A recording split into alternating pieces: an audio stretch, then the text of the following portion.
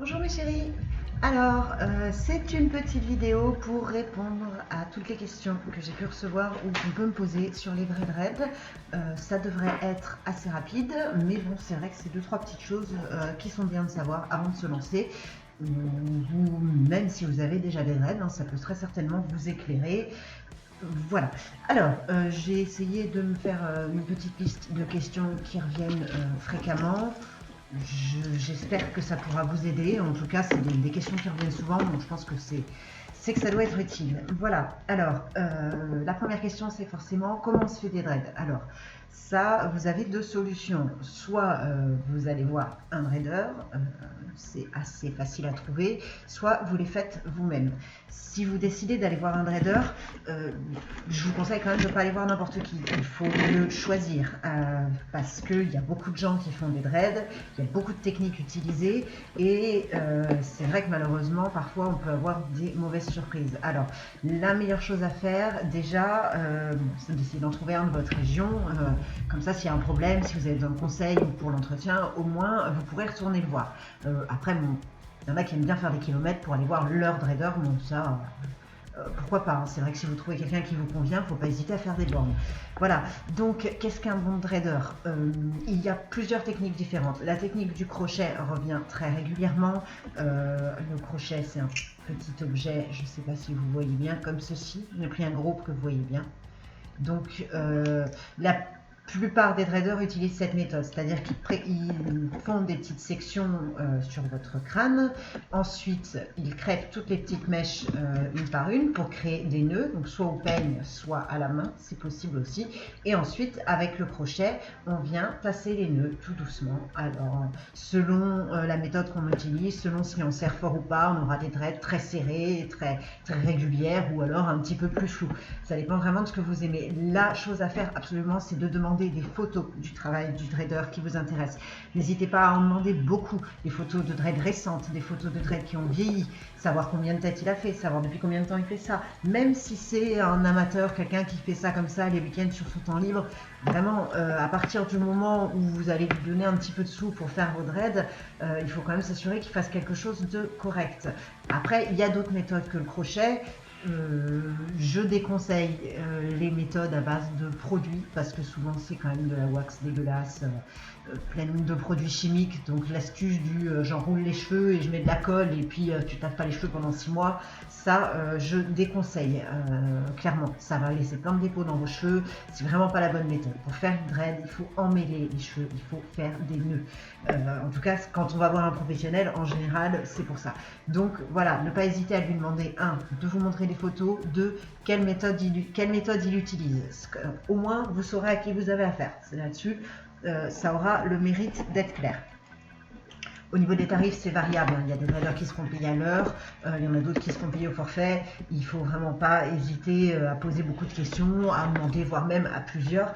Mais bon, forcément, faire des dreads, ça prend du temps, c'est fatigant, donc n'allez pas pleurer auprès des traders si vous trouvez que c'est cher. Si vous trouvez que c'est cher, vous vous débrouillez, mais vraiment, ça demande un travail monstre, donc voilà, rendez-vous compte que bon, certes, il y en a qui ont des tarifs disproportionnés, c'est pour ça que je vous dis, n'hésitez pas à aller en voir plusieurs, mais n'essayez pas à tout prix de faire baisser les prix. Je veux dire, voilà, ça reste des personnes qui bossent, et à partir du moment où on fait bosser quelqu'un, on le paye. Voilà, ceci étant dit, si vous ne voulez pas faire appel à un trader, ce que je comprends, il y a des gens qui se débrouillent très bien eux-mêmes, il y a plein de tutos en ligne pour apprendre à utiliser le crochet, mais vraiment, je vais juste vous avertir sur deux choses auxquelles il faudra faire attention. Je peux vous apprendre à vous faire des dreads tout seul, parce que j'estime que c'est pas nécessaire et qu'il y a déjà plein de tutos en ligne, donc vraiment, voilà, étant moi-même tradeuse, je vois pas trop l'intérêt. Mais bon, si vous décidez de vous faire des dreads tout seul, ne les délimitez pas n'importe où. C'est-à-dire qu'essayez quand même avec un peu d'aide et l'aide d'un peigne à queue ou d'un objet pointu, de faire quand même des délimitations pour avoir des carrés ou des ronds, des losanges. Moi je sais que j'aime bien faire des petits triangles, c'est joli, mais bon, ça c'est vous qui voyez. Voilà, pour avoir des délimitations correctes. Sinon, vous allez avoir des dreads qui, en vieillissant, vont avoir des bases pas possibles. Ça va être une galère pour les entretenir, ça va se détacher. Vous allez avoir des dreads plates à certains endroits, qui n'auront pas la même épaisseur partout. Enfin, vraiment, voilà. Même si vous voulez avoir un aspect un peu flou, un peu roots, vous voyez, les miennes, bon, c'est des dreads quand même que je laisse vivre pas mal. Elles ont quand même des bases et des délimitations qui, même si elles sont pas parfaites, ont le mérite d'exister. Parce que sinon, ça va vite être un bordel pas possible. Et même si vous allez voir un pro après, hormis le démêlage, il n'aura pas beaucoup de solutions à vous trouver. Je sais que moi, j'ai souvent ce cas-là.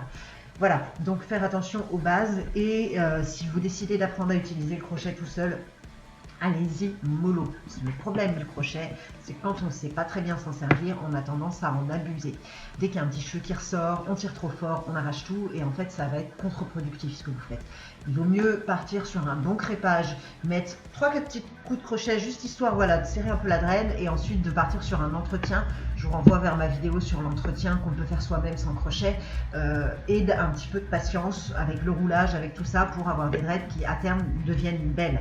Moi mes dreads à l'époque je les ai faites, je ne savais pas utiliser le crochet, c'était il y a 12 ans, j'étais pas encore dreadeuse, c'était juste avant que je m'y mette justement et j'ai pu avoir des dreads belles sur le long terme parce que voilà, j'ai pris le temps, j'ai crépé, j'ai roulé et puis j'ai attendu que ça se forme. Donc il est tout à fait possible de faire ces dreads soi-même, c'est pas un problème, mais il faut être patient, il faut savoir qu'il y aura peut-être des ratés et qu'on va y passer du temps. Voilà, c'est tout. Donc pour la création, je pense que j'ai fait le tour, surtout que j'ai déjà évoqué ça un petit peu dans l'autre vidéo, mais c'était surtout pour voilà, vous expliquer comment trouver un bon dreader et vous dire que oui, c'est possible de faire seul, c'est vraiment à vous de voir en fonction de vos attentes, de si vous êtes pressé, de si vous avez le temps, de si vous avez le courage. Voilà. Comment les entretenir? Ça, l'entretien. Alors, l'entretien, c'est pareil, j'en ai un petit peu parlé dans l'autre vidéo, donc je vais juste revenir sur quelques points, au niveau de la fréquence notamment, et pareil, savoir si vous pouvez le faire seul ou si vous faites des retapes au crochet. Alors, moi, quand je dis entretien, c'est vraiment l'entretien qu'on fait soi-même régulièrement. Donc, celui dont j'ai parlé dans l'autre vidéo, la séparation, le roulage, toutes ces choses-là. Ça, c'est des choses qui peuvent être faites une fois par semaine, une fois par mois. C'est vous qui voyez en fonction un peu de comment vos dreads prennent le truc. Moi, je sais, voilà, je le conseille à chaque lavage. Et pour ce qui est des retapes au crochet à proprement parler, c'est-à-dire les moments où on va reprendre chaque dread une par une et relacrocheter depuis la race, surtout sur la racine. En général, on fait ça parce qu'il y a plein de petits cheveux qui ressortent. Et bon, pourquoi pas sur les longueurs quand c'est nécessaire. Ça, vraiment, ça dépendra de vous. Il y a des personnes qui aiment bien y aller tous les 3 mois et faire sur toute la longueur. Il n'y a rien qui dépasse, c'est tout lisse, c'est tout dur, il n'y a rien qui bouge. Et puis, il y en a d'autres qui n'y retournent jamais, qui se débrouillent, qui mettent un coup de crochet de temps en temps. Enfin voilà, ça vraiment, c'est à vous de trouver ce qui vous convient, de trouver votre rythme. Voilà, ça ne sert à rien d'aller voir le dreader tous les mois dès qu'il y a un truc qui dépasse. Tout comme si vous décidez de faire vos retapes au crochet vous-même, vraiment, et alors là c'est un appel national que je lance, allez-y mollo, vraiment, c'est pas parce que vous avez le crochet à la maison, justement c'est traître, vous serez tenté à chaque fois qu'il y a un cheveu qui dépasse, à chaque fois qu'il y a un pet de travers, à chaque fois qu'il y a un défaut, vous serez tenté de crocheter, au final vous allez arracher vos cheveux, vous allez abîmer vos locks, vous allez les rendre tellement durs et tellement rigides qu'elles ne pourront plus bouger, vous ne pourrez plus, voilà, un chignon comme j'ai moi par exemple, ce ne sera pas possible, ce sera devenu tellement raide. Et en plus, vous allez arracher des cheveux, ce qui fait qu'au final, plus vous allez en arracher, plus vous allez avoir de petits cheveux à la base, donc plus vous allez avoir besoin de crocheter. Donc vraiment, même si c'est tentant dès qu'il y a quelque chose qui dépasse, je veux dire, voilà, une fois tous les 3 mois, pas plus. Moi, quand j'entends qu'il y a des gens qui se mettent du crochet toutes les semaines, je dis, c'est pas la peine. Dans 6 mois, les dreads, elles tombent, quoi. Donc vraiment, c'est difficile parce que parfois, surtout au début ou selon votre texture de cheveux, on peut avoir des petits cheveux dans tous les sens, mais il y a toujours moyen en entortillant avec un petit peu d'huile ou en se les attachant ou en mettant un bandana par exemple, quand c'est un peu le bordel, ça marche très très bien. Voilà. Donc les retapes, que vous les fassiez faire par un pro ou que vous les fassiez vous-même, voilà, la fréquence c'est vous qui voyez, mais surtout pas trop souvent, ne pas en abuser. Voilà. Où est-ce qu'on en est? Comment ça se lave? Comment ça se lave? J'ai fait une vidéo entière qui est dédiée au sujet, donc je vous invite à aller voir sur sur la liste des vidéos de ma chaîne, vous allez les trouver. Le titre est assez évocateur, on va dire. Donc je ne vais pas en reparler ici. Comment on enlève des vrais dreads? Ah, alors, ça c'est le sujet qui fâche, entre guillemets. Je vais peut-être vous apprendre quelque chose. Les dreads, ça peut se démêler. Je ne dis pas que vous devez le démêler, je ne dis pas que c'est facile, je dis que c'est possible. Pendant des années, on a dit à qui voulait l'entendre, et moi la première, hein, je l'avoue, je fais mon mea culpa pendant 5-6 ans. Pour moi, il était impossible de démêler des vieilles dreads. Il fallait en passer, pas par la tonte à blanc, mais par une bonne coupe courte pour pouvoir démêler les bases. Il s'avère que non. Mais après, bien évidemment, c'est pas si simple, vous vous en doutez. En théorie, démêler une dread, c'est pas compliqué. Vous la barbouillez un peu d'huile, de soin, de tout ce que vous voulez. Vous prenez, encore une fois, un petit objet pointu, décidément. Alors, bon, le peigne à queue, il va vite casser, donc je vous conseille quand même quelque chose de métallique. L'idéal, c'est un crochet cassé. Et vous défaites les nœuds comme ça, petit à petit, du bas vers le haut. Ça, c'est très très long, ça fait très très mal. C'est pour ça qu'il vaut mieux le faire soit plusieurs, démêler une dread par-ci, une dread par-là, prendre le temps de le faire. Parce que vraiment, si vous faites tout en même temps, vous allez vous arracher le crâne. Parce que jusqu'à ça, vous sentirez rien, mais je vous assure que quand vous approcherez du crâne, là par contre, ça va être une autre limonade. J'ai pu le constater parce que tout ce que je vous dis là, je l'ai testé sur moi-même. J'ai pas de cobaye, je suis mon propre cobaye. Et voilà, le démêlage, j'ai fini par me dire quand même, on n'arrête pas de me dire que c'est possible, je vais essayer. Et du coup, il y a quelques années, j'ai démêlé une rangée de dreads. Ça tombait bien en plus parce qu'elles n'étaient pas très bien faites, donc voilà. Et oui, en effet, c'est possible. Après, je vais pas vous mentir, j'ai des dreads qui m'arrivent au niveau des cuisses. J'ai démêlé, tous les cheveux qui étaient en dessous des épaules, ils ont tous été arrachés, mais c'était des dreads de 10 ans aussi. Donc voilà, il faut être un petit peu logique. C'est normal que si vous avez des dreads très très très vieilles, une bonne partie des cheveux, quand vous allez démêler, ils vont partir. Après oui, vous pourrez retrouver, j'ai retrouvé des cheveux aux épaules, dans un sale état, il a fallu faire des soins, il a fallu faire tout ça. Mais bon, si dans quelques années vos dreads vous voulez les enlever, moi ce que je conseille c'est quand même de couper une bonne partie de la longueur. Bon, admettons, voilà, vous avez des dreads dans le bas du dos, vous coupez aux épaules, vous démêlez, et ensuite en fonction de ce que vous avez, bon bah vous faites un bon soin, puis vous allez chez un coiffeur, ou alors vous vous faites une bonne coupe courte. Mais dans tous les cas, vous ne si vous avez eu des dreads pendant plus de 2-3 ans, vous récupérez quand même difficilement les beaux cheveux lisses que vous aviez avant, avec le volume et tout ça, parce que forcément elles ont quand même un peu pris cher, que ce soit à l'emmêlage ou au démêlage. Et surtout si vous avez abusé du crochet, surtout si vos dreads ont été malmenés, si vous avez fait beaucoup de coloration, de décoloration, c'est vrai que le démêlage ça va être vous récupérez vos cheveux, mais quels cheveux? Je pense que des fois il vaut mieux passer par une phase cheveux courts plutôt que d'avoir des cheveux longs dégueulasses. Enfin bon, ça c'est mon conseil, bien sûr c'est vous qui décidez, vous pouvez toujours tester, voilà, ça vous coûte rien. Moi je sais que le jour où je les enlèverai, je pense que je passerai par la castondeuse, ça me paraît un petit peu plus logique, mais bon après ça chacun fait comme il le souhaite bien entendu, mais tout ça pour dire que c'est possible de démêler des dreads. Je dis pas que c'est facile, je dis que c'est possible. Voilà. Alors, ensuite, parce que je me suis fait un petit plan, les rallonger. Alors, est-il possible de rallonger des dreads? Bien sûr, en fait, j'en ai parlé dans la vidéo de présentation sur les petites généralités. Bien sûr qu'on peut faire des extensions pour des vrais dreads, sont différentes des dreads synthétiques, c'est-à-dire que vraiment on va venir à mettre de la longueur au bout de votre dread. Donc on va crocheter de façon progressive de préférence, c'est quand même plus simple, voilà, de la longueur, ensuite on va crocheter et vous allez au final avoir une dread un petit peu plus longue. Alors cette solution elle est bien. Pourquoi? Si vous avez des cheveux trop courts et que vous ne pouvez pas attacher vos dreads par exemple, c'est vrai que hop, un petit peu d'extension, ça permet de tricher un petit peu. On peut gagner plusieurs années de pouce quand même. Donc, voilà, si on peut donner un coup de pouce à la nature, pourquoi pas en profiter? Ça vraiment, c'est vous qui voyez. Il y a des gens qui préfèrent attendre de laisser pousser leurs cheveux naturellement, d'autres qui passent par les extensions. Dans tous les cas, sachez que c'est possible. Il faut juste que ce soit assez bien fait, de façon assez délicate, si on ne veut pas que la démarcation se voit à mort, et qu'il faut quand même que ce soit la bonne couleur. Sauf si vous voulez juste des petites pointes de couleur. Par exemple, je sais que Là, bon, j'ai des petites pointes de couleur à droite à gauche, mais je sais que pendant longtemps, j'ai eu des pointes bleues, des pointes blondes. En fait, c'était juste voilà, des petites extensions synthétiques que j'avais greffées au bout, c'était juste pour mettre de la couleur en fait. Donc voilà, ça, à ce moment-là, c'est différent. Mais quand c'est vraiment pour gagner de la longueur de manière naturelle, il faut faire attention. Donc, ces fameuses extensions, on les prend en synthétique ou on les prend en verre et cheveux? Et bah écoutez, moi je vais être très honnête parce que c'est ma chaîne et donc voilà, je suis pas là pour faire plaisir à qui que ce soit. Moi, les extensions en cheveux humains, je suis contre. Je trouve que c'est vraiment de la connerie. Déjà, niveau hygiène, c'est limite parce que c'est des cheveux, on ne sait pas à qui ils ont été, on ne sait pas. Alors, vous me direz, oui, ils ont été lavés, mais quand même, ça reste des cheveux, ça reste des cellules humaines.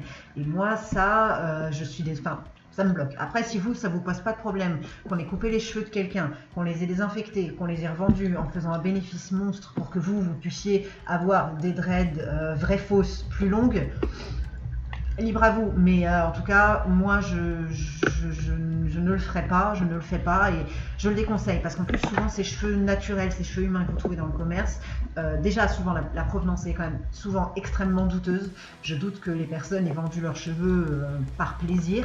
Donc voilà, ça veut dire qu'on a coupé les cheveux de quelqu'un quelque part dans le monde pour que vous puissiez avoir vos extensions. C'est souvent très cher, ça faut le savoir, les extensions en cheveux humains sont chères, surtout celles de bonne qualité, et en général elles sont traitées.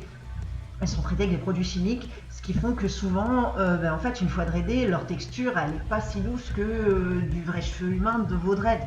Donc en fait, quel intérêt d'aller dépenser une fortune, d'aller voilà, prendre des cheveux qui ont été coupés sur la tête de quelqu'un dans des conditions qu'on connaît pas trop, qui sont quand même souvent limites. J'essaierai de vous mettre des liens vers des articles parce que vraiment c'est important quand même de se renseigner là-dessus pour avoir finalement des extensions qui certes peuvent se teindre, se colorer, se décolorer. C'est bien leur seul avantage aux extensions en cheveux humains, c'est que vous pouvez les teindre, mais vraiment voilà, je trouve que ça n'a pas grand intérêt. Après, si vous, c'est ce qui vous botte, si vous, c'est ce que vous voulez, bon, pourquoi pas. Après, les extensions en cheveux humains, ça peut être des cheveux que vous avez récupérés d'une ancienne coupe de cheveux à vous, des cheveux de quelqu'un que vous connaissez. Pourquoi pas? Pourquoi pas? Après, ça, c'est vraiment vous qui voyez, suivant là où vous mettez le curseur de ce que vous êtes prêt à accepter ou pas. Mais il faut savoir qu'il est possible de faire la même chose en cheveux synthétiques. Et vraiment, quand on prend la bonne couleur, la bonne nuance, qu'on travaille comme il faut, que c'est la bonne texture, ça ne se voit absolument pas. La texture est très douce et niveau solidité, niveau tenue dans le temps, ça n'a absolument rien à envier à des vrais dreads. En plus, ça amène des avantages, c'est que c'est un petit peu plus léger, que ça graisse moins et que ça prend pas les odeurs. Donc vraiment, moi, mais après, c'est mon avis personnel, je ne vous force pas, je vous dis juste voilà ce que mon expérience et tout ce que j'ai pu voir m'ont appris. Si vous voulez rallonger vos dreads, les extensions synthétiques bien faites peuvent très bien faire l'affaire. Voilà, c'est extrêmement simple, ça coûte un petit peu moins cher, il faut juste voilà, s'assurer de trouver les bonnes extensions de la bonne couleur, donc soit les faire sur mesure par un dreader, soit les faire directement par la personne qui va créer vos dreads pour être sûr d'avoir absolument la couleur qui correspond, la bonne texture, pas avoir quelque chose qui fait une démarcation dégueulasse, parce que c'est vrai que souvent j'ai eu des très mauvais retours sur les extensions synthétiques où on me disait c'est pas beau, on voit la différence. Normalement non en fait, il faut que ce soit bien fait, voilà. Après c'est vous qui voyez.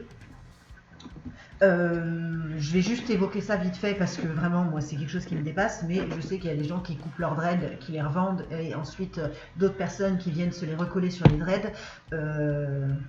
Voilà, je pense que je vais avoir besoin d'épiloguer là-dessus. Moi personnellement je trouve ça dégueulasse. Mais bon, c'est